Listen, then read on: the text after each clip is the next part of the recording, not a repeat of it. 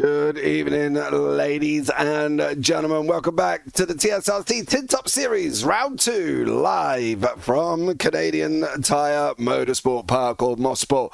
I am James Barber, going to be joined in the booth by one and the only Mr. Nico Hillebrand, who was here last week, of course, working alongside Mr. Goldschmidt while I was in bed nursing man flu. Let's bring you up the results. Let's bring you up the scores, I should say, from last week, starting with the TCRs of the championship. Tom Davison is out in front with Boston Fuge in second, Nick Clibbons in third, Thomas Garner in fourth with Joshua Charrington in fifth, Paul Smith in sixth, and Liam Giles, Will Bradford, and Gurgley Consabo with Mav Gardner rounding out the top 10. Then you got Bart Raven, Grant Miller, Stephen Hutta, Thomas Martin, Johnny Woo, Ronnie Richter, David Barnes, Joe Thomas there rounding out the final 18. Then Kira Sharp, Matt Smith, Patrick Faulkner and Ryan Ware. No points on the board. In the Porsche Cups, it is Alex Cohen out in first place with Thomas Weaver in second, Jamie Nuttall in third. Then you've got Andrew Pike, Christian Ruzicka, Fleming Jensen, Toby Prosser, Ryan Walker, Hayden Miller and Wiardi Rombouts rounding out the top 10. Then Matt Cherrington, Matt Acton, Scott Warner, Gwilym Hamlin, Gabriel Yilmaz is in the top 15. Quinton Van Wingard, Martin Blackstone and Jack Pitt, who have not scored any points yet at all. We have got 10 minutes of qualifying and then we will be going into a 40-minute race with a pit stop. Let's bring the man himself in the booth, one Mr. Nico. Nico, welcome in, bud. How are you? Well, how could I be anything other than absolutely ecstatic that, well, first of all, you're back. Good to have you back here, James. Thank you very much. Second of all, of course, always great to be at Mosport, one of those circuits that, other than the track side stuff, nothing really has changed about the layout since its foundation in 1961, just showing proof of concept, it worked back then, it works now, it's just perfect the way it is. Yep, I do fully agree. I do love this circuit in general. I think, as I said, I was racing here Tuesday and it was amazing. I was in the Aussie V8s at that point. But I think this is one of these circuits that people love. I've never heard a bad word said about this circuit. That's the thing. I think people have gone, Mosport's on the calendar because they've enjoyed it. And it's an awesome track in general. And I think it provides great racing, but also multi-class could be a little bit hairy.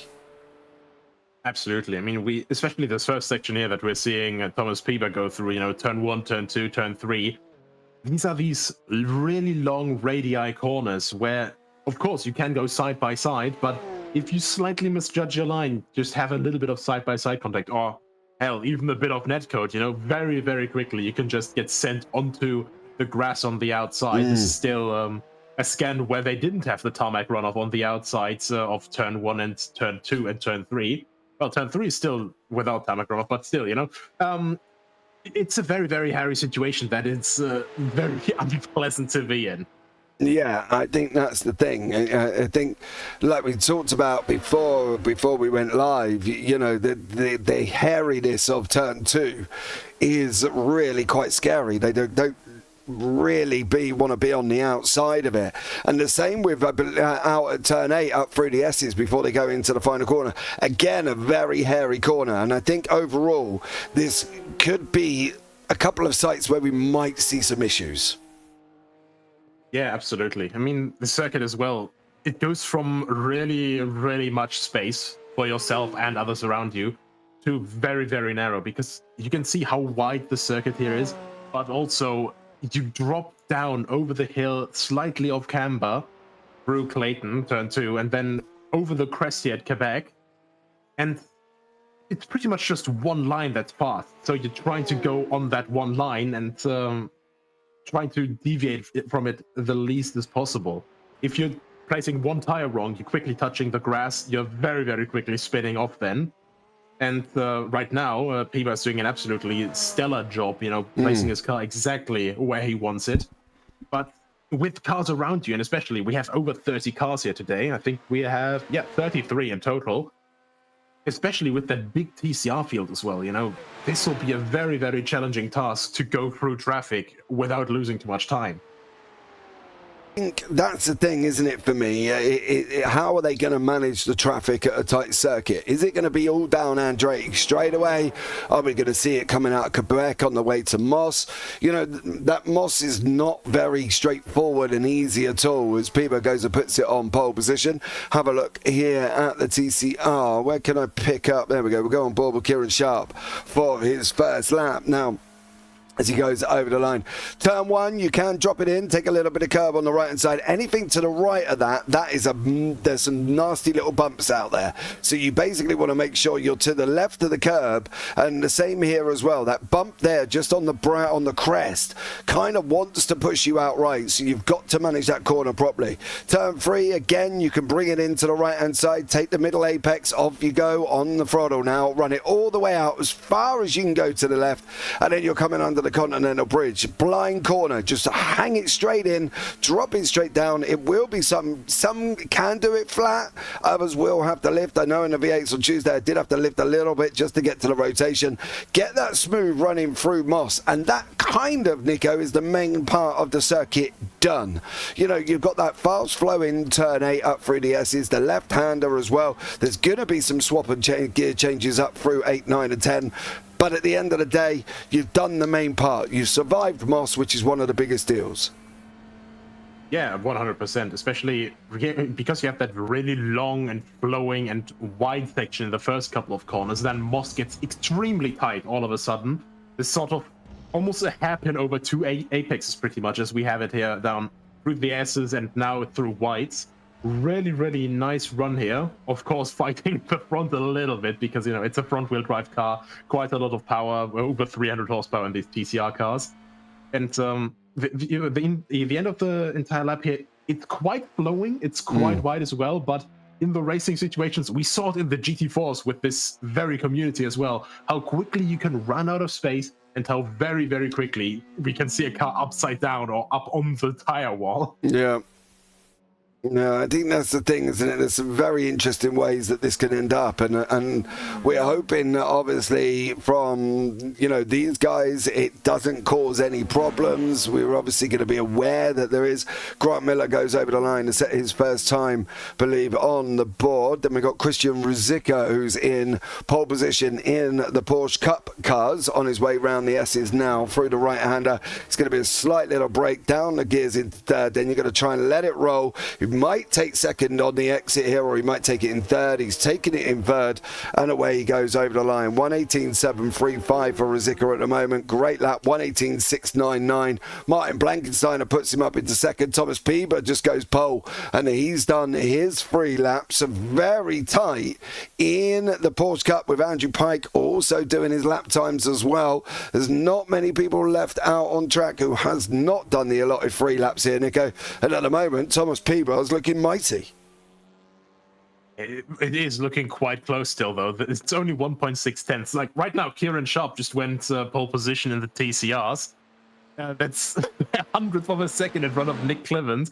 Most of Vries is 800ths behind that. So it's really looking close here. So I think we're going to be looking at a very, very exciting race today once again. As you know, Nürburgring was already a stunner, which you unfortunately missed. But I'm happy to say that this seems to be a very, very worthy follow-up. I think Mosport can deliver. I think that's the thing. Absolutely, always. Mosport will deliver, and it will deliver well there as well. On board with Grant Miller. Goes into 14th in class, 29th overall. A few people still out on the race circuit. Mr. Pike is still there hurtling along in his Porsche, not really making any improvements. Christian Ruzicka improved on the final sectors, 1:18.556 or 5:66 I should say. Didn't improve enough to get over Andrew Pike, who is sitting in 4th place in that Porsche car. He's going to head into the pits, and we've got Bobby Moss down in 11th in his Porsche, as he's going into the S's section here as well. I do wonder again, we talk about being on the outside. The outside of 8 it works, but you got to be big and brave, especially with the inside of 9 coming up. Yeah, the big difficulty of 8, 9, and 10 is pretty much that it just gets gradually tighter and tighter and tighter.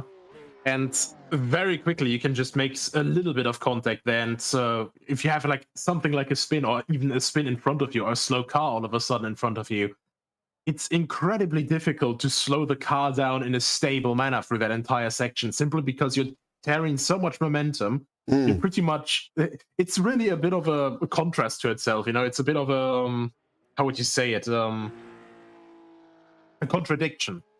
Because you're trying to take it quickly, of course, but at the same time, you're frantically through the S's trying to slow down so you're not too quick for whites, Yeah, I think that's the thing. And that's one of the things it's renowned for, almost, knowing that you've got to get these cars stopped. And that's one of the tricky parts on it. And making sure that you can get round whites is always difficult as well. I think this is Jack Southfield's going to basically get probably this lap, and that may be about it. They're on 119s. Yeah, he's definitely not going to get another one, so he's got to absolutely bury this lap from Jack Southfield. The same with Louis Hesketh as well. He's a little bit further up Andretti straightaway, and he's another one that's got to absolutely make sure that he buries this going into the S's. It's going to be very, very nerve-wracking for Louis Hesketh. If a moment of pressure, this is going to be it for this man. He's going to go round the right-hander. He's got an improvement in 1, no improvements in 2. What's he done going over the line, going through sectors 3? As he goes over the line now, what does he deliver on the board? 119.487. What about Southfield? He's coming around to finish off his lap times as well. Improvements 118.916, puts himself in 8th place. Very, very close qualifying there across the whole field. Yeah, it's just really, really crazy to see all of these guys. Of course, this is fixed setup. Everyone has the same conditions, but still around a circuit like that, with TCR as well, with the different the different car models that we have here. We have the Hyundai Civic Type R, the Veloster, the Elantra, both from Hyundai, and then the Audi RS3 LMS. So despite that, we have a very, very close grid here, and it's just absolutely lovely to see. Yeah, we've had 31 cars set times. We have got 34 in the session, so we'll see there as well. Fingers crossed for Team ASR, said Christoph Agner there. So see how the Team ASR boys get on and see whether or not they can take the victory here. It's going to be tough by the looks of it, because they are all very, very close together indeed. So let's see. Thomas Pieber out in front in first place, with Ryan Walker in second and Martin Blankensteiner in third. Then you've got Andrew Pike and Christian Rizicka in fourth and fifth, with Taylor Lane in sixth, Scott Warner seventh, Jack Southfield eighth, Jack Pitt in ninth, then Matt Acton 10th, Matt Cheriton in 11th, and Bobby Moss rounding out the top 12. Then you've got Louis Hesketh in 13th, Quinton Van Vingaarden, Nick Russell, Pavlo Pogdan, Gabriel Yilmaz and Toby Prosser round out the 18 Porsche Cup cars. Then we've got Kieran Sharp leading the TCRs with Nick Clemmons, Boston Fuge, Paul Smith, Kirkley Consabo and Ryan Ware. Bart Raven, Will Bradford, Stephen Hutta, Matt Smith, Ronnie Richter, Johnny Wu, Mav Gardner, Grant Miller are the last to set times. Then behind that we've got Hayden Miller, Thomas Martin, see who have not set times. I do wonder whether or not they're going to be actually on the grid. But hold on to your hats, ladies and gentlemen, because this is going to all go bang very, very shortly indeed. Rolling start for these guys to contend with as well. What are they going to want to do on the rolling start, Nico?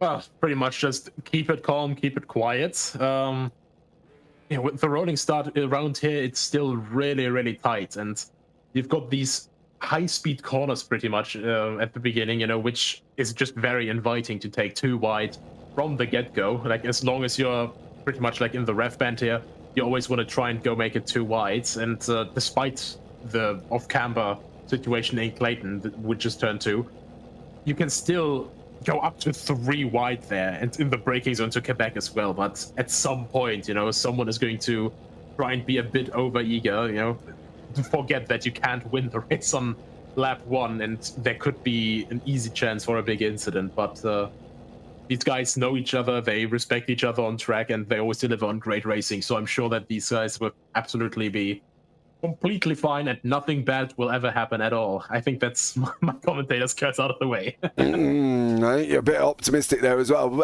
Hayden Miller, why can you not make it? You're in the session. I wonder why you can't make it there. I hope all is okay. There, Bobby Moss is in YouTube chat. Good luck to me as well, because I am shocking at this combo.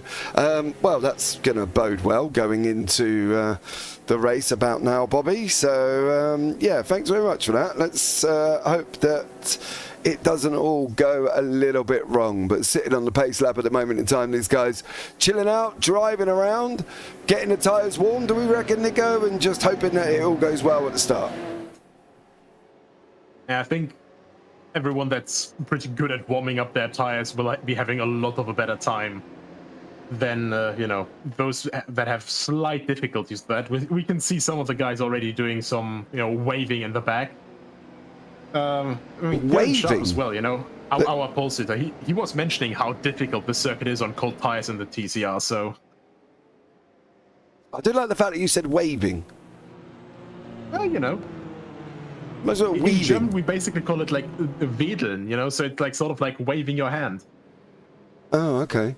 Oh, well, that's a new one, everybody. But I do also know weaving. I meant to say weaving, and I'm trying to get myself a way out. You can't blame a guy for trying. I have figured out that is where you're trying to go with that. I just thought I'd sit there and see how much of a hole you could dig beforehand, basically, as well. Oh, Hayden, I accidentally registered for the wrong car, and it couldn't let me register. No, dude, if you register once, it will. It's like me. If I register to register, I can't then go back. If I've joined the session registered, I can't then go back and watch it. But if I register and don't join the session, do you know where it comes up with a load screen? I can then back out and watch it. But yeah, if I registered and I joined the session, I can't come out and watch it again. It's a bit rubbish like that, unfortunately. But it is the same in any car. If you pick the wrong car, you can't go back out and register in another one. Pavel Bogdan is in pit lane. Not entirely sure why that is. Right. Thomas Martin as well. Yeah, I don't know if Martin's going to start the race. I'll keep it just underneath and see. But ladies and gentlemen, hold on to your hats, because we are going to get going very, very shortly. Round the final corner. What's Thomas Pibo going to do? Is he going to hang him as long as possible? He has not. He's gone already. Coming down into turn one. Hugging that inside line at the moment is Thomas. Making it through turn one. No real dramas for the Porsche Cup. So we're going to keep an eye on the TCRs and see how that works. Through the outside of two, making sure nobody ends up on that grass. They don't. They all make it through. Gabriel Yilmaz is in the final spot for the TCR, for the P-Cup. TCR's up and running. Nick Clibbons takes the whole shot there, going over into first place, with Kieran Sharp sitting in second place as well. Looks like Rizika's been off track. Southfield's been off track. Van Garden's been off track. Russell's been off, and Bobby Moss has been off. So I'm guessing that's all on the run up into Moss that has happened. But Nick Clibbons takes the whole shot in the TCRs. I would say everybody gets away cleanly, but I don't quite think that is what's happened in the P-Cups. Yeah, I think we had a little bit of a rubbing in between turn 1 and 2. I saw one car a bit further back diving for the inside, maybe a bit caught out by a slightly more safe approach into Clayton, but there didn't seem to be too much contact, I think. Yeah, there looks like a couple of people have been off. Bart Rabin and Gurgly Consabo look like one of the first people who have taken a trip off the side of the circuit. That's not ideal. Let's put it that way. I believe Bart Rabin then obviously went off after that. Louis Heskev involved in that one. Jack Southfield had a moment in the P-Cup car. This is coming up into Moss. He's completely got that wrong. No, it's turn 3 actually. Completely got that wrong, and around he went and caused all of that drama off the side of the circuit after that one. So that could explain why Jack Southfield's all the way down the order in 14th at this moment in time. Very, very interesting racing so far. Kind of gone the way we thought it was going to go, Nico, when people making mistakes after. Yeah, that's just the thing, you know. You are so confident because you can carry so much speed around here. You make a slight mistake and there's pretty much just nowhere else to go. There's either the grass or another car or the wall, or all three of them, you know. It's to mix things up. Yeah, have them all together. That would be absolutely amazing. Jack Pitt is here at this moment in time. He is trying to get onto the side of Scott Warner. He's going to be heading round turn 8. Is he going to make it round the outside at the moment? Is he going to send it in? He does send it in. Round he goes. Can he hold it? I don't know if he's going to. He does hold it. Gets to run into 9. And I can safely say Warner gave him that position, but he's opened the door up for Cheverton, almost sticking his nose in. Great run from Jack there as well. Going around the outside of 8's not easy, but Scott Warner made it a little bit more easier going into 9 for him. Yeah, I think at that point he basically tried to play it safe a little bit, even risking the harmonica effect there a little bit. But I'm honestly surprised that he managed to keep it on the road. On the outside there, you have Marbles getting quite aggressive. You know, high-speed corner, it's a lot of grip that's demanded from the tires, so the marbling goes very, very much there. On the outside, very dirty, and yeah, Pate just did an absolutely fantastic job keeping it on the road and getting past that. Yeah, I'm going to be interested to see what the draft situation is with Taylor Lane here and Mr. Pike. How good is it going to be in these cars? Up they go, up the Mario Andretti straight. He's got about probably 500 yards now. Coming down a little bit more through the right-hander, 400 here as well. He's now going to make a move, going round the right-hand side. Round they go. Great job. Are they going to be able to hang it out? That's going to be the question. Well, they're coming into the corner. Taylor Lane does manage to take that position away from Pike, and another one round the outside of 8. Yeah, this is just starting to be a little overtaking sport here, I guess. You know, everyone's trying to make their bread here. I think it's also because you don't really expect too many attacks there, because the beginning of the SS is basically that point where you still profit quite a bit when you're inside, that you have a shorter distance than the outside. But you get a bit too comfortable, and people can apparently just hang out around the outside at the moment. The track is grippy enough, evidently. Yeah, it is at the moment. I want to see this at the moment as well, because Bobby Moss is wrapped in with the TCRs. Now, this is for position on track, believe it or not, there as well for Bobby Moss. We've got Pavel Bogdan and Grant Miller still in the pit lane. Pavel's on his way out now. Miller's had a crash and unfortunately had to jump to the pits. And, that was the back end of Grant Miller's incident. Let's see if we can catch behind the tree. Wonderful view. Is that because he ended up... Oh no, he's just done that. Comes back into the circuit on the entrance into turn 4 and around he goes. What did Bogdan do?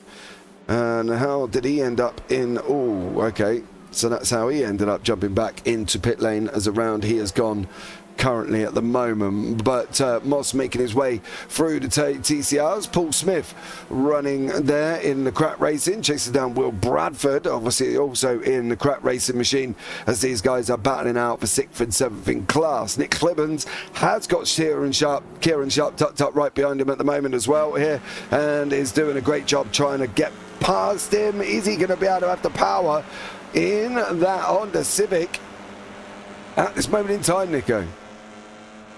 Yeah, with the power, they're fairly equal, all 4 cars, but just getting alongside and carrying the momentum around here is quite difficult. And Kieran Sharp, of course, he did qualify in pole position. Nick Clibbons took full advantage of being alongside him for the rolling start, though, and now he has a Porsche that's trying to get through the TCR field as well, right behind him. So everyone has to look out a little bit. They don't want to interfere with each other too much. It's not the fight that we're looking for here, but also a quite nice difference here, because the Porsche is a little bit lighter, but has far more power, of course. And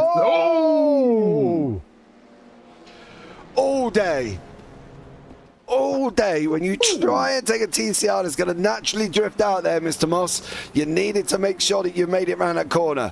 That TCR drifted out, and unfortunately for Bobby Moss, you were on the outside. You're kind of stuck there. So he's going to have to try and go again. Now, what sort of power difference is he going to have going up the Mario Andretti? That's going to be the interesting thing. Is he going to be able to clear all 3 of these TCRs, or is he only going to be able to clear 2 of them? Well, engine displacement is twice as big, 2 cylinders more than all of the cars here, and 160 horsepower more, so should be able to clear at least 1 or 2 of them. But of course, if you get a bad exit out of Moss, that's a difficult one as well. But actually goes for the third one as well, goes for Kieran Sharp, Gets them all and done. goes clear. Yeah, he does. Well done, Bobby Moss. Ryan Walker, Blankensteiner and Bieber battling it out for the peak-up lead currently in the moment. And that is what's going on the front end of Blankensteiner's car with the Altitude Esports of Ryan Walker tucked in there. Is there going to be a move on the inside? He's thought about it and then was like, nope, not gonna happen. However, I am going to be interested to see what P-Bar does with these TCRs, because he's got them and they're looming on him quite quick here once more. This is the final two spots in the TCRs, and I believe that is Matt Smith and Grant Miller, both from the Grant Miller Phoenix Racing. It's not Grant Miller, but it is Matt Smith. Is it Bart Raven? It is. And Johnny Woo. Bart Raven and Johnny Woo are there. Thomas Piedra is cleared one. Is he going to be able to get the other one? He does make it through cleanly. Now, Ryan Walker's in that multi-class situation we talk about, Nico, as well. You don't want to give the guy in front a lot more room to get cars in. As you can see there as well, Blankensteiner struggled to clear both of them. Just trying to go for the cab there, and I mean he's quite lucky because that's both of his teammates.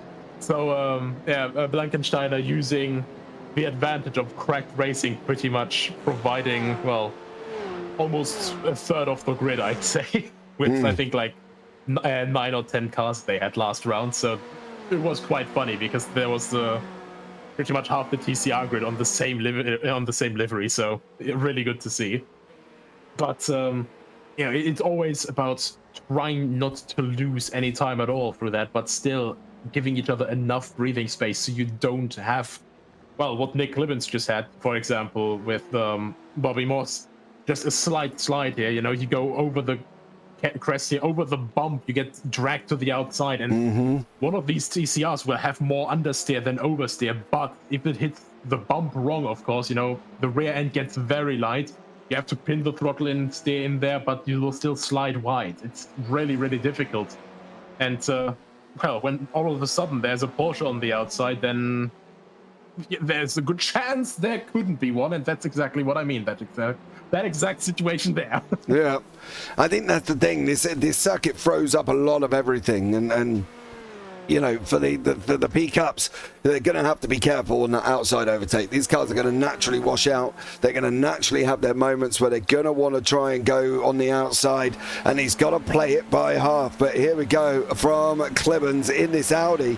We know the Audi's got some oomph. He's, bump drafting Kieran Sharp into the S's right-hander. Now he's going to be on the brakes, down a gear. He's going to go throw that TCR in. Is he going to change down for the next corner? Nope, takes it in fourth. Looks like that's the gear of choice. Round whites we go. We're going to go into turn one. He's surely looking up the inside. No, he didn't look up the inside there. I'm quite surprised he didn't, to be honest.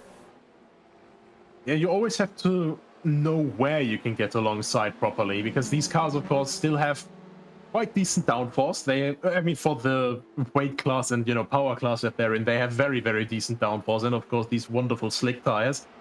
But they're also affected to a certain degree by dirty air, and of course, just the entire how would you say, the fluctuations of how the air moves around the car behind them. So if he's a little bit more predictable with slotting directly behind Kieran Sharp instead of drifting behind him in mid corner, it's always a very difficult thing to gauge properly. So just playing it safe in a corner, especially like turn one, it's not a dumb strategy at all. No, absolutely. But I think he still had the option that the door may have been open to have a go at Kieran Sharp. I think for him, I don't need the pushing, but here is Piebert, the leader of the P-Cup, going round them now, lapping the leaders. That took 9 laps to do that. Martin Blankensteiner has just got Ryan Walker going into the S's, and Taylor Lane is not too far back as well. Hayden Miller licking his lips and clapping his hands at the moment. Looks like I've got a good teammate for Road America, he says. I do believe you have there. Well done, young sir.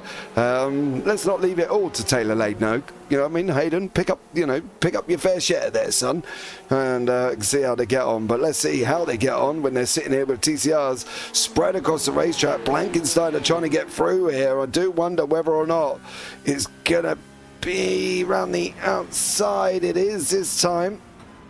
What's he going to do with... Oh, they're still...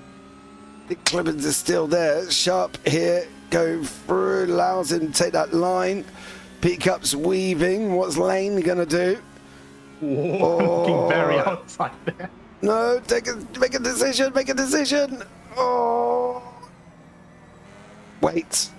There you go. Fair play on that one. Wait till you can get up on the Andretti straight and use that as much as possible. You see the three leaders of the TCL still together. Further up the road, there's Ryan Walker, Blankenstein. Piba has got about a 3.8 second lead now.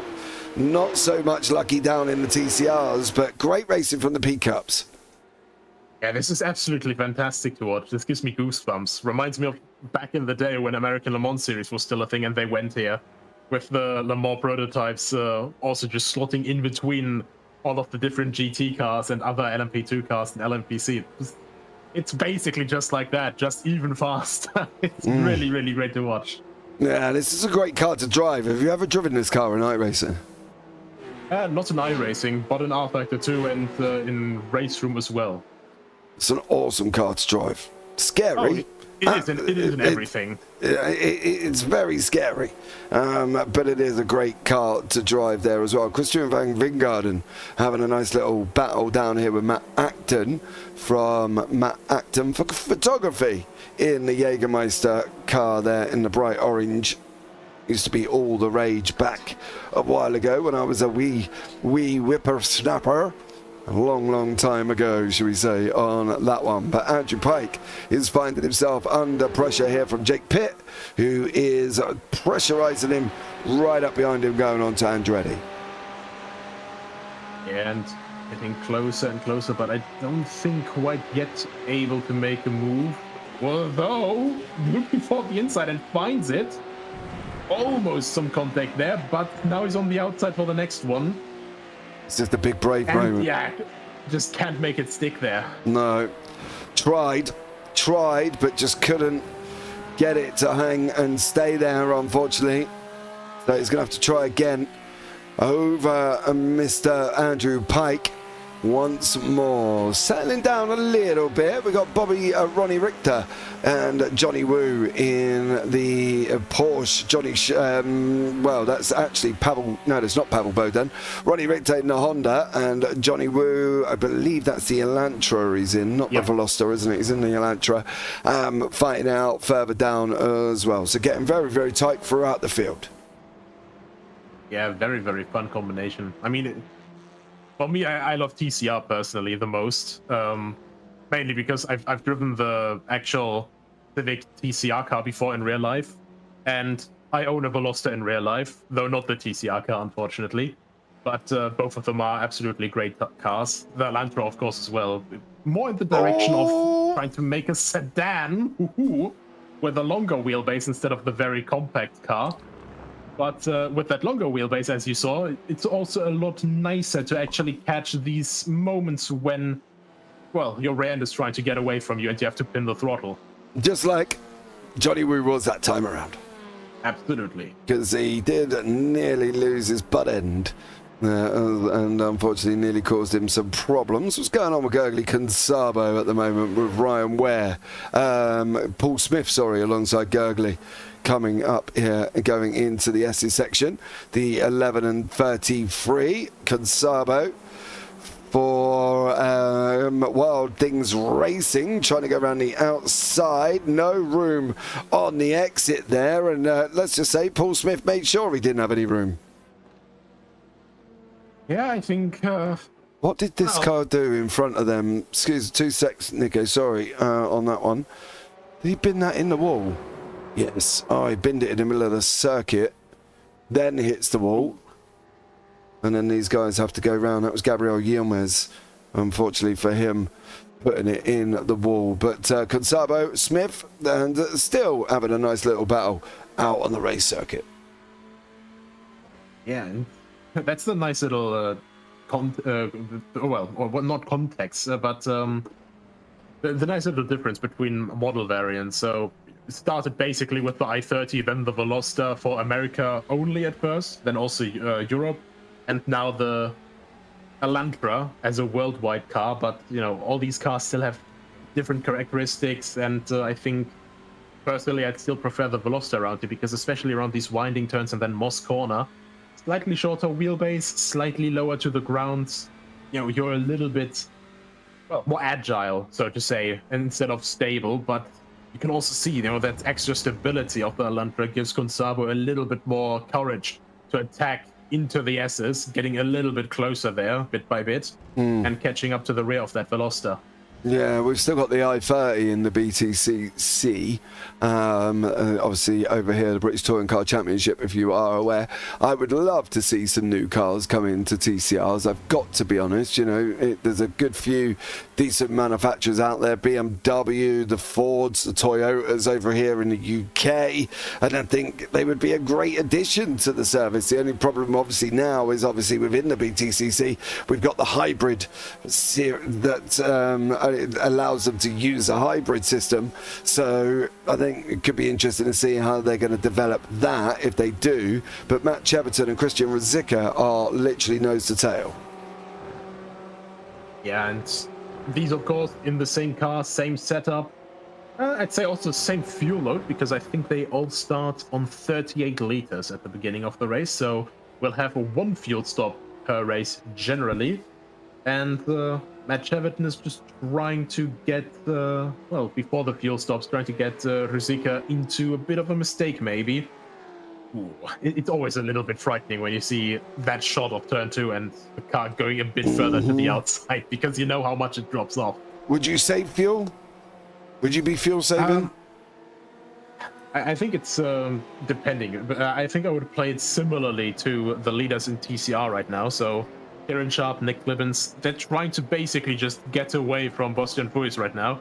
They try to get away from a fight because they know that they by themselves can, if they basically just bump draft each other a little bit down the Andretti straight, they can get a bit of a pace advantage. And without fighting too much, they can save a bit of fuel as well. And that gives them a bit more flexibility when they want to do their pit stop. And I think that flexibility is really, really underrated overall, simply because, if you can basically predict, okay, I'll come out in this gap of traffic instead of in the middle of a Porsche pack, it's going to be a lot better for you in the long run. Yeah. I reckon you might be right. But I think, as you say, it kind of gives them options on this one. And to be fair, Clibbins hasn't really made the advancements, the aggressive body language that we would expect to see from somebody having a go on the racetrack. You know what I mean? He's not an aggressive body language in the car. He's not pulling it out. He's not looking up the inside. He's just settled in there, pushing Kieran Sharp along. And I think Clibbins probably, to a degree, is doing some fuel saving to see how long he can go for. Yeah, of course. I mean, you always have to gauge it a little bit because, how much fuel saving can you actually do without it costing you massive amounts of time? So it's a difficult line to walk, and especially with the tires as well slightly degrading here. How will the tires, like if you're deciding to stay on these tires, how will it be affected with the new fuel balance after the pit stop as well? Will it be in a nice balance overall, or just generally how much will you lock up your tires as well? We saw Kieran Sharp with that heroic drift down here, which he nicely caught, but that's of course some tire usage as well that you won't get back, and over time that those tires will feel very, very rattly and bumpy and about as square as a Minecraft block. Yes, very interesting. I wonder what's going to go on. Who's going to pit first, do we think? Sharp for dragging through the air for the most of the race? I could actually imagine that Clibbins could follow Sharp in right away. I mean, because they know in this rhythm as they're running right now, they can stay together. Well, at least, Sharp will try to get away, of course, but Clibbins knows that he can basically keep up with Sharp on the same run pretty much. But is he... But is he is he going to gain anything by following him? Well, right now he can hold position. They have a stable position. Right behind that is Fuis, of course, 6/10 behind that, but then it's an 8-second gap. They have a bit of comfort space here right now. So I think that right now is basically what Clibbins is trying to bank on, because he knows as long as he's within Sharp's reach, he can get slipstream, he can be in a comfortable spot, and then later on try to attack for the win as well. And I think right now it is in a calculative manner. It's more of a risk to try and go for an undercut or overcut than just following him in and trying to pit at the same time. But what is he going to... This is where I don't get... Surely, if he's just made a mistake down in Moss and unfortunately lost some time. Surely, if he hasn't got the option, if he hasn't quite got the pace to get him, surely he's got to try something different. You know, because he's now under attack from Fuchs behind him. And at the moment, you know, we got the Audi and the Veloster. The Audi's generally got more grunt, but Sharp is kind of helping Fuchs with a little bit of draft he is giving him. And again, he's gone and for Clibbins held on to that second spot. Some of the Porsches have been in. Andrew Pike, Tom Lane, Southfield, Acton's in. Hesketh's in. Russell and Bobby Moss is in. Kieran Sharp has gone round again. Clibbins has gone into pit lanes. Maybe Nick Clibbins decides the time is now, Nico. Yeah, I'm thinking because of that mistake he made, he's now closer to, well, he was at that point closer to Vuis than Sharp. So at that point he's going, okay, I can't afford to potentially lose time fighting with Vuis, so better to go in now and then try to go for an undercut. And that's the thing, you know, you can try to strategize as much as you want. Strategy lasts about as much until the first shot of the battle is fired, speaking metaphorically, you know? Yeah. I think a good strategy works well until it doesn't. Yeah, you got Peeber's in the pit lane, Rizika's in there, Pitt's in there, Cheven's in there, Pike's going to be the first one. Is he going to be able to get close to Peeber? Peeber is in and out, so he still goes in and comes out in the lead. However, he's going to try get past Cheven, get past Rizika, get past Pitt. And at the moment, Andrew Pike is net second place on the road. Blankensteiner and Walker have not pitted yet. So that's going to mix that up. We've got Pike, Consabo and Vuis in the TCRs. Is Kieran Sharp going in this time? He is. It's Vuis going in? He is. It's all about whether or not Consabo's going to go in. And then we've got the likes of Clibbins coming in fourth place, who's on his way down the Andretti now. So it's all going to be how high up can he go. Some of the P-Cups have come together. Pitt's here and he's got Taylor Lane in behind him as they're going in through turn 4. But I want to keep an eye on where Clibbins does. Sharp's on his way out. Vuis is on his way out. And Clibbins is only coming around the final corner. He's not going to be anywhere. I don't think he's going to get Vuis here. I think he's going to be nestled in behind him. They're going to be up the road. And both have jumped him coming out the pit lane. I am wondering if they're maybe going for slightly different approaches as well for the pit stop, because we see a couple of gaps always like making up quite a bit in these pit stop windows, you know, with, you know, taking one tire, taking two tires, taking no tires. And I'm wondering if maybe something like that could have played into this as well with a couple of positions. Not necessarily with the TCR lead. I think that's could basically just run down to, well, Sharp and Vuis nailing their pit stop a little bit better than Clibbins did, but you know, a couple of the Porsche Cup positions, the gaps are a bit suspiciously apart. Yeah, we've got Peeber is 6 seconds up the road. Walker's 4 seconds ahead of Blankensteiner. Blankensteiner is nearly 2 seconds up the road from Andrew Pike. Pike, however, is 1.8 from Pitt, who's got Lane in behind. This is the closest battle on the racetrack at this moment in time. Taylor Lane there with Jake Pitt in front of him. So let's see how he gets on here as well. Taylor is a good teammate. Definitely looks like it for you, Mr. Miller. Are they going to be able to take now? Jake in front is going around the outside. Is he going to be able to make this stick? That's going to be the question. We've gone in. No, we've gone in a little bit hot. We've got that slingshot through 9. We've made it. Are we going to be able to hold on? That's going to be the question. We aren't going to be able to hold on because Jake's gone and slipped it back up the inside on us. Ooh, difficult, of course. Now going once again down the inside, actually making it stick this time. Good move from Taylor Lane. There comes the attempted over and under motion, but not enough to get an overlap there, and now catching up the traffic for turn 3. So yeah, that's gonna be down the inside. Trying to look down the inside, trying to intimidate that TCR out of the way. And that slightly works, I'd argue, because that TCR is in the grass there, slightly mowing the lawn. But yeah, that's these mind games you have to play. You know, you're getting chased, you have someone right in your rearview mirror, pretty much, right, sniffing exhaust fumes. And so you tend to just try to intimidate the smaller class out of the way. I think that's one of the things with multi-class you try and do, isn't it? If you're not hard on the lights flashing, it does end up basically just trying to bully your way through, and Lane's doing that quite comfortably. Pike's trying to follow through, and has followed through, and it's imperative that Pike does follow through. Southfield's in the pit lane again, but I don't believe that's his second stop of the evening, after his first one being involved in an incident at the beginning of the race. Taylor Lane holding on from Jake Pitt.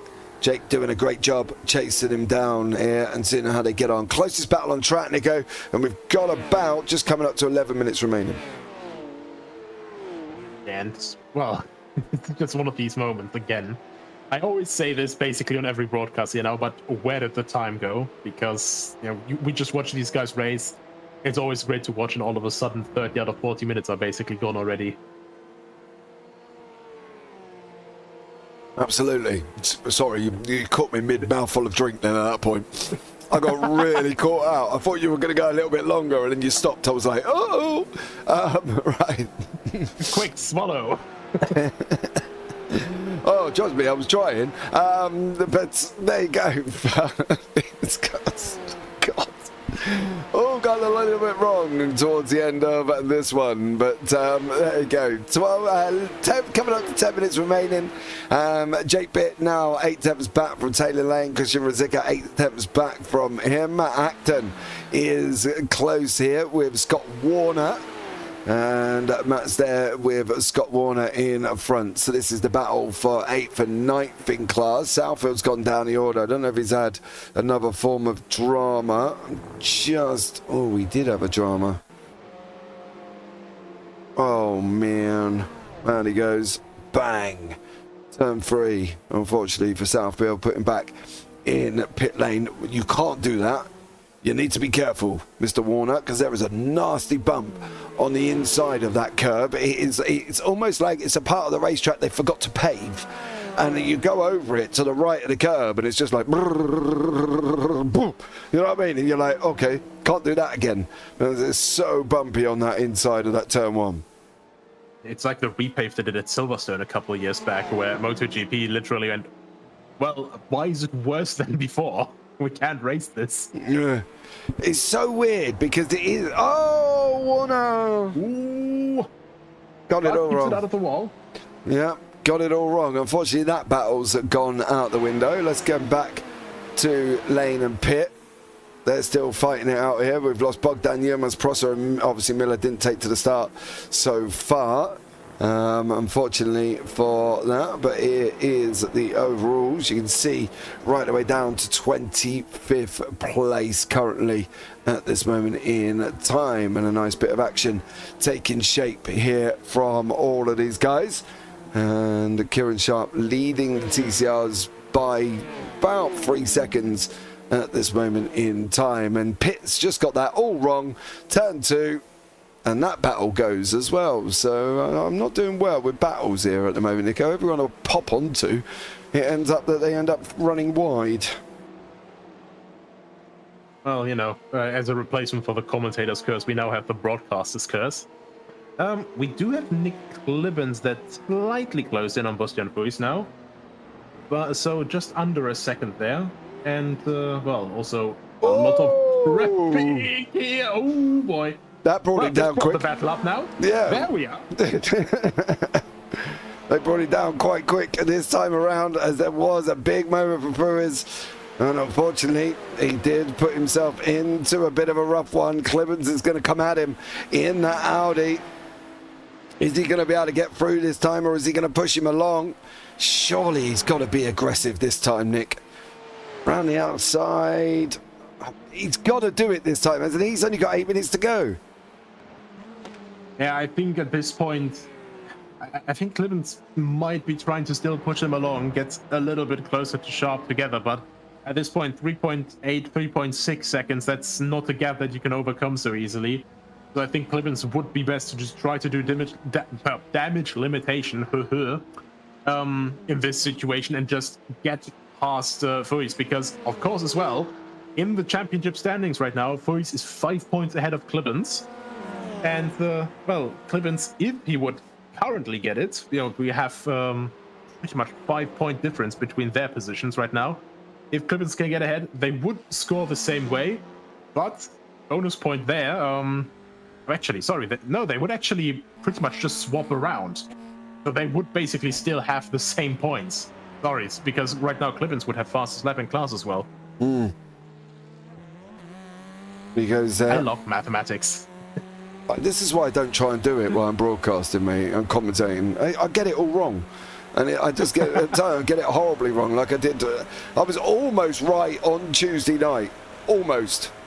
Not quite, but I was 10 points out. And that was doing maths as well while trying to commentate at the same time. I think that's the thing that people don't quite understand, why we're trying to do mathematics and talk about what's going on the racetrack. Is not the most easiest thing from us up here in the broadcast booth. Obviously on your broadcast sheet we write down a load of information that we're going to have, and if we try and write down every scenario of mathematics, Nico, I think we'd have a whole page full of numbers. I mean, if you want, I can do that with fully automated scoring alternative.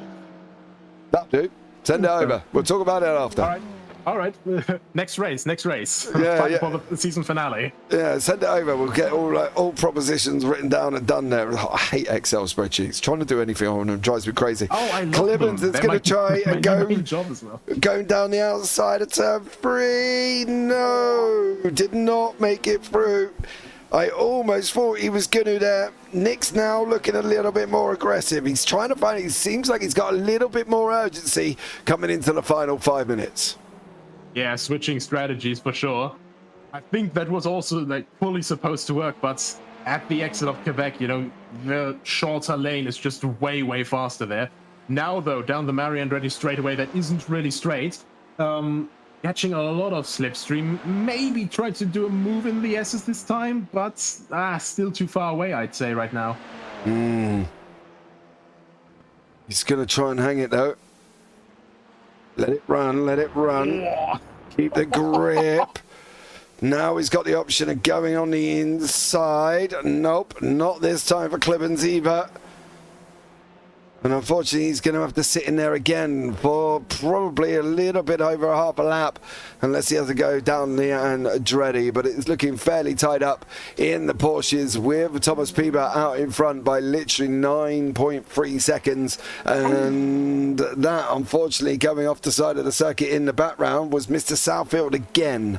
I won't compound that young man's misery, but if there's anybody that's had a rotten race, it is him.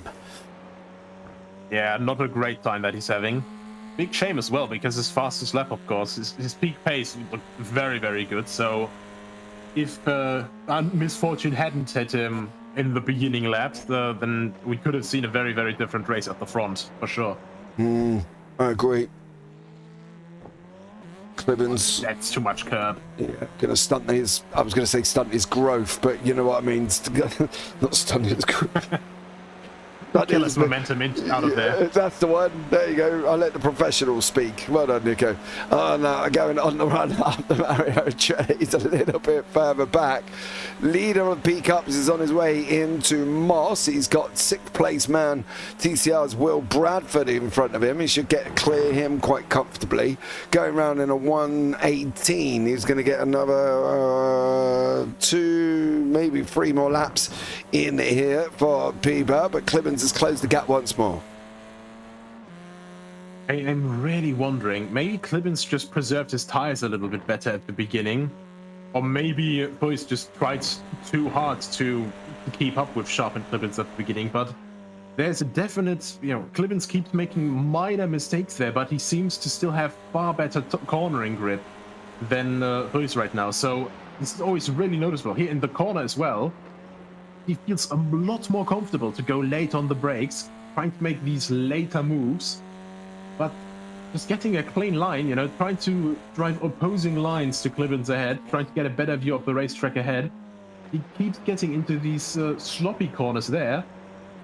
Okay, mate, come on, keep it away from the inside curve this time. Yes, look better, but still loses out a bit too late on the throttle.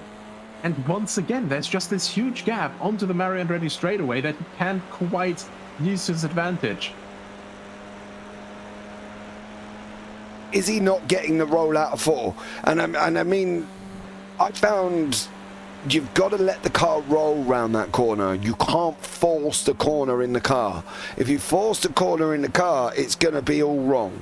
And I think that's the thing for me, by what I saw. You need to roll it out on the way up, hit the brake, let it roll into the first part of it, maybe dab the throttle going into the second part, then let it roll around again. But you must hit that dip on the exit. That's the only thing I found that was imperative in a V8, is I had to hit that dip to make sure I got that rotation.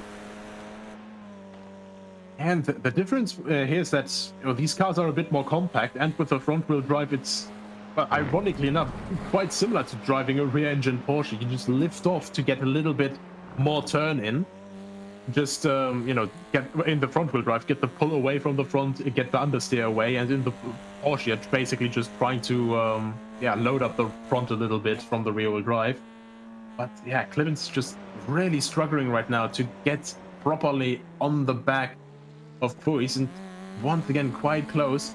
Actually gets a bit of a cleaner run this time, but still the gap is just expanding in the worst places for him, and he's constantly getting quite close just where he can't make a pass anymore as the minutes and seconds keep ticking down and ticking down. I think this is the thing. He's now really in a rough part. He's got to make sure he can get this done here if he's able to. But he's got to get the run out of Moss. The run out of Moss is imperative, and he isn't getting it. I think for me, that's the thing. He's not getting the run out of Moss corner, and is ended up being in between a rock and a hard place, because he kind of really needs to get that run out of Moss to make sure he can stay up there on the Andretti straight.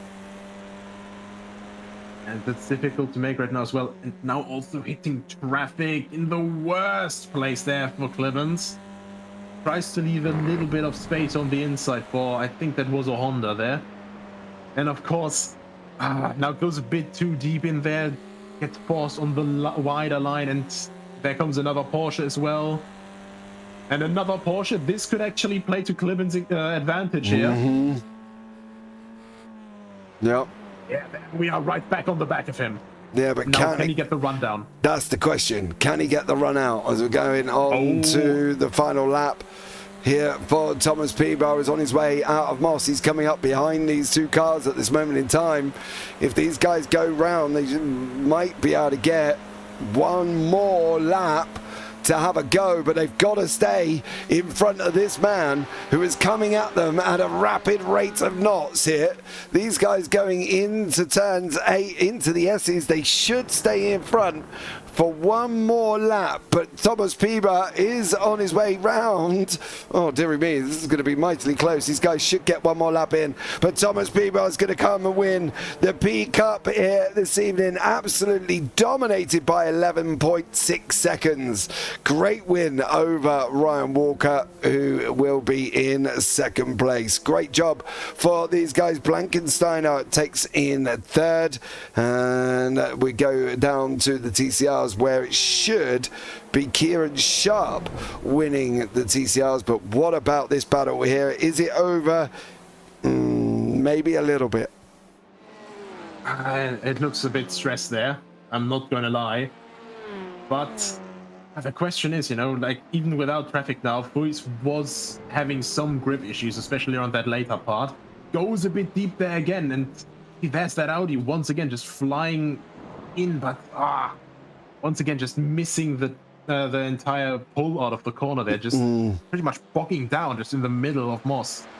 Yeah, you just can't do it. I think that may have been it, but of course, let's not call it here, because 3 corners to go. Anything can still happen there. Kieran Sharp is just up the road there. He's going to be taking the victory.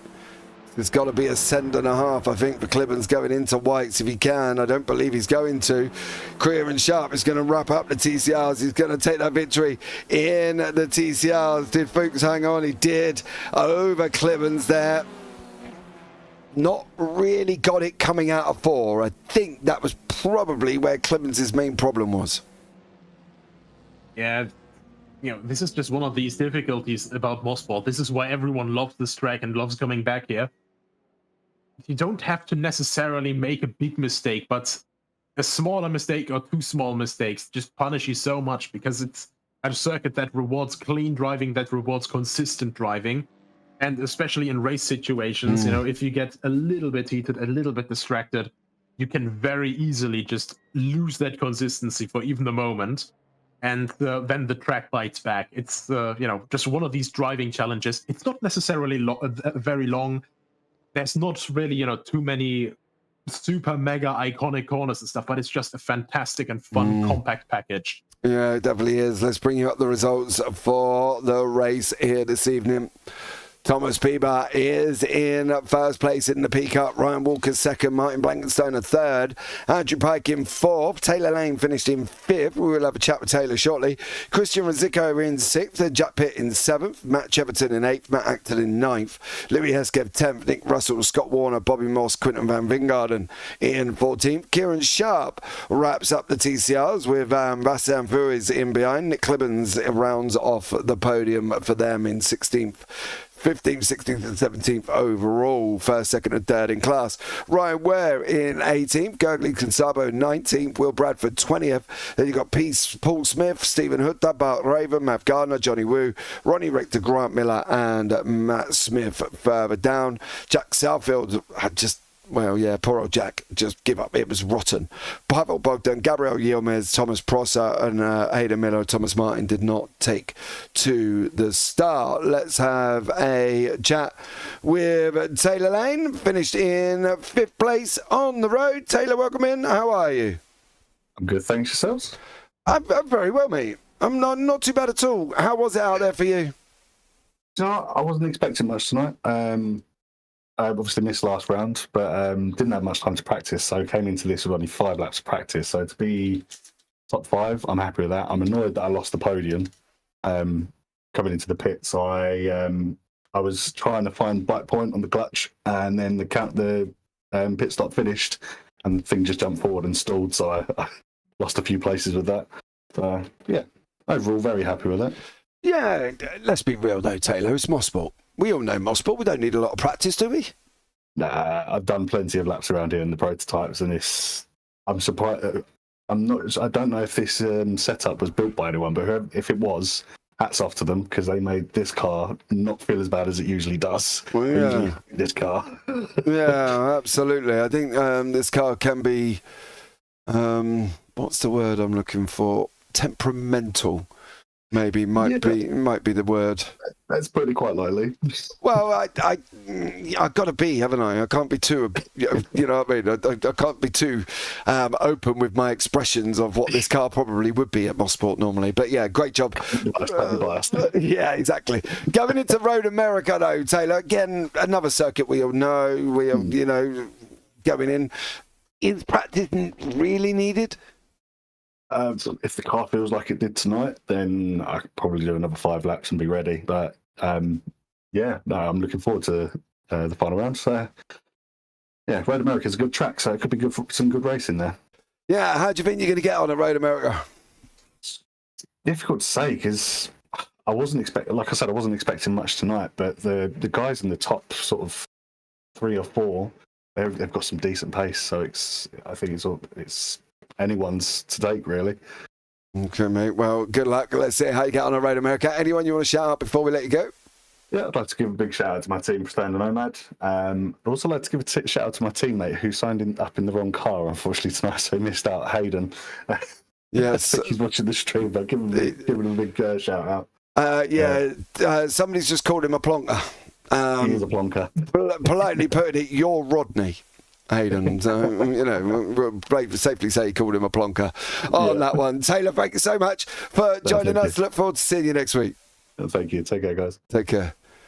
Right, and next up is Mr. Louis Heskev, finished 10th in the P Cup there as well. Louis, welcome in. How are you? Thank you. Mate, I'm always good, you know that. Sitting down watching some great racing this evening as well. How was it out there in the car for you? It was very tricky, to say the least, to be honest with you. Go on, mate. Elaborate. Give me more, buddy. Give me more. The car, for me, it was oversteery, but understeery at the same time. So corner entry, I had to correct a fair few times, but then mid-corner has just suddenly started understeering. It may have been me steering too much, but I don't think I was steering too much. Looking off of other people's onboards, I was steering just about the same. So I'm going to have to look into that. Maybe brake bias, I may have to change it a bit more rearward, but we'll see for next week. Yeah, well, Taylor said that it was a great car. Said it was a lot better than it normally would be. Don't get me wrong, I love this car to bits. It's one of my favourite, if not my favourite car in iRacing. It's just, it didn't, maybe the track bit, it didn't click with me today. Fair enough, mate. It can't click everywhere. Heading into Road America next week, what do we think is going to come out of that for you? I'm not the greatest fan of Road America, so anything in the top 10 I'll be happy to take. I know today I barely finished the top 10, but I had a spin coming out of the bus stop chicane. So without that, I reckon I could have been P9, potentially P8 with a battle. You don't love Road America? I know it's a hot take, but yeah, I don't. Mate, to be fair, listen, let's be real about it. Everybody's is different. Everybody's different. Yeah, let's be honest. And, you know, I don't love certain circuits, to be honest. Some of them drive me crazy. Like, I'm British and I don't like Silverstone. I think it's flat, boring, and not a lot goes on. Chuck me at Brands Grand Prix. I think it's amazing. So, you know, at the end of the day, we all hate them and we love some. But that's the nature of what we do, Louis. But listen, dude, been great having a chat with you. Anyone you want to shout out before we let you go? Yeah, just shout out to Project 91, my team. Okay, but no worries at all. Well, Louis, good luck there, sir, and look forward to seeing you next week. Thank you. See you next week. Take care. Well, there you go, Nico. A complete disparity, I think is the word I'm absolutely looking for, between Taylor Lane, loved the car, loved everything about it, to Louis Heskev, understeer and oversteer all at the same time. Yeah, I think it's, you know, a very particular car to get used to, the 911. You know, no matter which generation, because rear engine is just a really, really weird thing to drive, because you drive it sort of like a front-wheel drive, but it is rear-wheel drive. So, yeah, they are called Widowmakers for a reason. Let's put it like that. Absolutely. It's going to be interesting. But all right, guys, that's going to wrap us up. Join us next week for Road America. As myself and Nico will be back again. But thanks so much for everybody joining us there as well. Shroom popped in really late. Dino Hayden, much appreciated on that one. And Chris Joff earlier on the JBB YouTube channel. Don't forget, like, subscribe, turn on the bells, depending if you're on TSRC or JBB. Doesn't really matter. Either one. Much love. Take care. And as always, have a great week. And you never know, we might see you on the track sometime. Good night.